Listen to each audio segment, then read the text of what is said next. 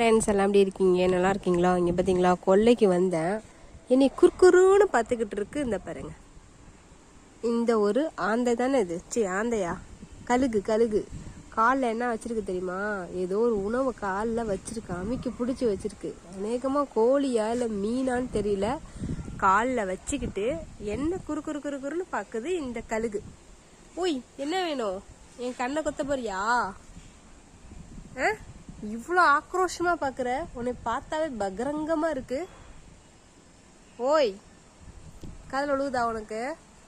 தெரியுதா? எவ்வளோ கிட்டக்க உட்காந்துருக்கு பார்த்தீங்களா? என்கிட்ட தான் உட்காந்துருக்கு. இவ்வளோ ஆக்ரோஷமா காலில் ஏதோ ஃபுட்டு வச்சிருக்கு, ஃப்ரெஷ்ஷாக வச்சிருக்கு.